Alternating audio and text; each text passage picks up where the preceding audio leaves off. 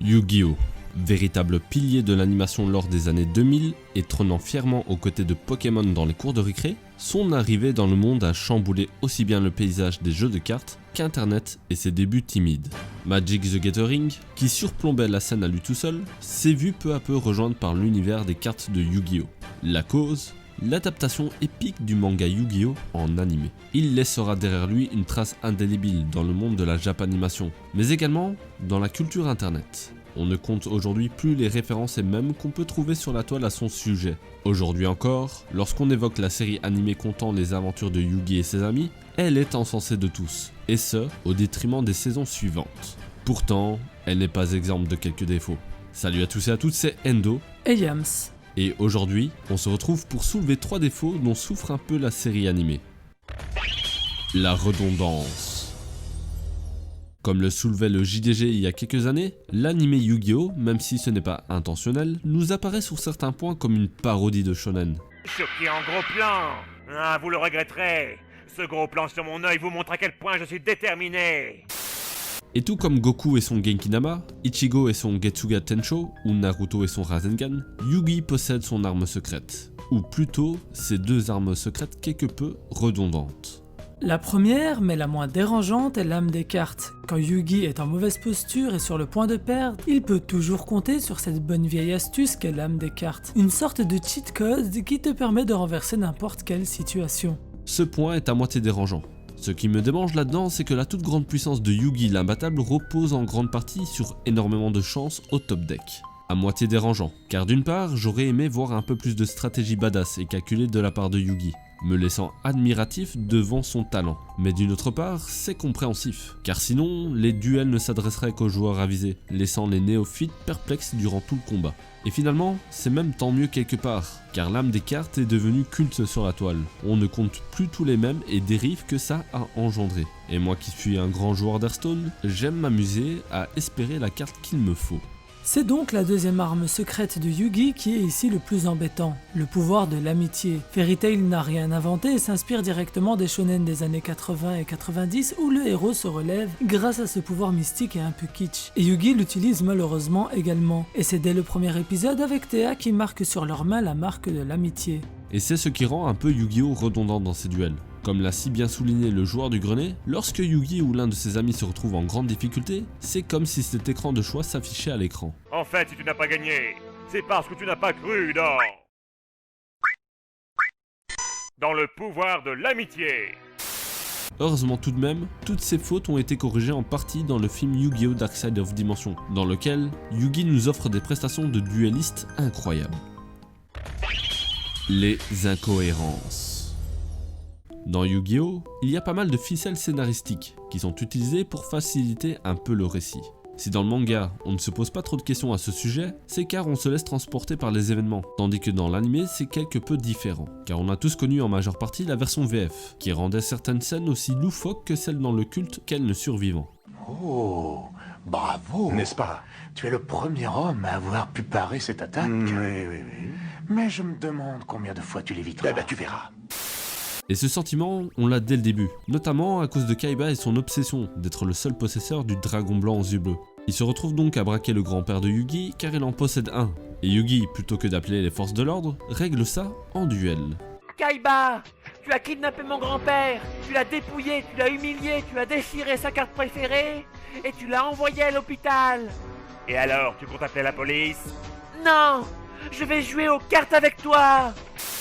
Ce côté un peu incohérent est dû en grande partie à la différence de ton entre le manga et l'anime. Pour exemple, notre cher Seto Kaiba lorsqu'il menace de se suicider face à Yugi s'il lui porte l'attaque finale.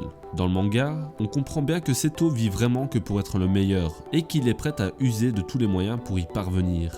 Yugi face à ça se sent déchiré moralement car ça lui ferait perdre des étoiles de duelliste et donc peut-être la possibilité de sauver son grand-père des mains de Pegasus. Alors que dans l'anime, on ne sent pas cet enjeu. Ça sonne plus comme un caprice de gros bébé pour que Kaiba soit le meilleur. Il y a bien entendu d'autres incohérences, telles que certains combats où l'adversaire de Yugi a son terrain rempli de monstres mais n'attaque pas et laisse Yugi se refaire une main et renverser la situation. Mais ça, c'est plutôt dû aux règles floues de Yu-Gi-Oh! À ses débuts, ce qui nous fait une excellente transition pour le point suivant. Les règles. Je ne sais pas vous, mais moi quand j'étais petit et que j'ai découvert Yu-Gi-Oh, je me suis procuré ce Saint Graal, le Manga Kids numéro 5 de 2004 spécial Yu-Gi-Oh. Beaucoup de contenu sur les cartes mais également et surtout sur les règles. Je l'ai étudié de fond en comble pour pouvoir livrer duel. Du coup, je me suis assez vite rendu compte que les règles dans l'anime Yu-Gi-Oh, c'était pas trop ça. Entre les fusions de monstres sans polymérisation ou les invocations de gros monstres sans sacrifice, on ne compte plus tout ce vide sur ces règles. Il suffit de voir certains combats pour bien s'en rendre compte. Il y a même 3 duels qui représentent assez bien tout ça. Le premier est celui de l'épisode 4 et 5 contre Insectoraga. Ce dernier suit à peu près les règles pour invoquer son grand papillon, mettant en grande difficulté Yugi en balançant de l'eau sur son Gaïa le dragon champion. Du coup ça donne l'occasion à Yugi d'invoquer sans sacrifice son squelette malfaisant. Et comme c'est bien connu qu'il est de type électrique, il bat son type insecte et eau. C'est logique. Le second est celui de l'épisode 7 contre Mako, ce dernier jouant des bêtes aquatiques à sa moitié de terrain recouverte d'eau, sans pour autant jouer de cartes terrain humides. Yugi réplique en jouant le croc argenté en l'équipant de la lune mystique. Sauf que la lune influe sur les marées et donc couplée à l'attaque raz-de-marée du monstre de Mako sur la bête de Yugi, ça détruit sa carte et recouvre pratiquement tout le terrain de Yu-Gi-Do. Yugi joue alors un monstre solide en défense, le soldat géant de pierre. Mais surprise, Yugi le replace en mode attaque et attaque la lune mystique, qui rappelons-le est une carte d'équipement et aurait donc dû être détruite en même temps que le croc argenté. Et la destruction de la lune permet donc de faire reculer l'eau du terrain et d'une fois encore renverser la situation dans un ultime tour de force totalement incompréhensible. C'est logique. Le dernier est celui de l'épisode 14 et 15 contre le chasseur de duellistes. Ce dernier utilise le château des illusions pour cacher ses monstres dans ses ténèbres. En réponse de quoi Yugi utilise les épées révélatrices de la lumière pour y voir un peu plus clair, littéralement. Mais toutes ces incohérences au niveau des règles ont une explication assez simple en fin de compte. Dans les débuts du manga Yu-Gi-Oh, il n'était pas question de duel de monstres, mais simplement de jeux en tout genre. En introduisant bien plus tard ces duels, l'auteur a ressenti un réel engouement de la part de ses lecteurs autour de son œuvre. La machine à succès était lancée. Le duel de monstres sera donc désormais le thème principal du manga Yu-Gi-Oh, ce qui explique plusieurs choses. Premièrement, pourquoi l'obscure saison 0 de Yu-Gi-Oh, sortie en 1998, n'a pas eu le succès escompté, puisqu'elle se basait sur les multiples jeux des débuts du manga. Ensuite, pourquoi les règles sont floues au début de Yu-Gi-Oh, mais qu'en avançant dans l'anime, ça commence à se structurer. Car Kazuki Takahashi, l'auteur du manga, et ses éditeurs bien entendu, voyant le succès que remportaient les duels de monstres, y ont vu une opportunité commerciale en or, faire de ces cartes un produit dérivé.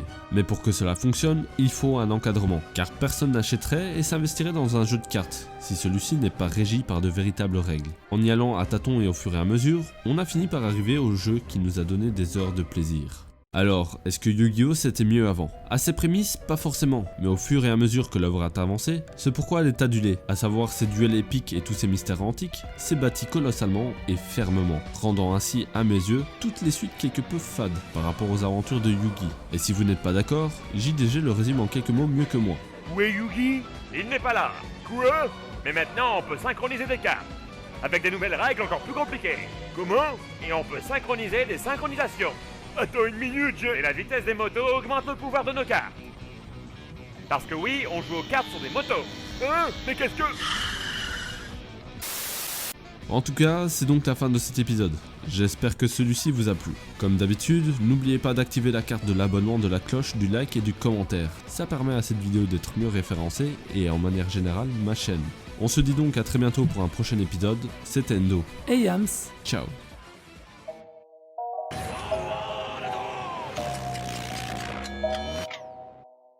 このジョルノ・ジョバーナには正しいと信じる夢がある。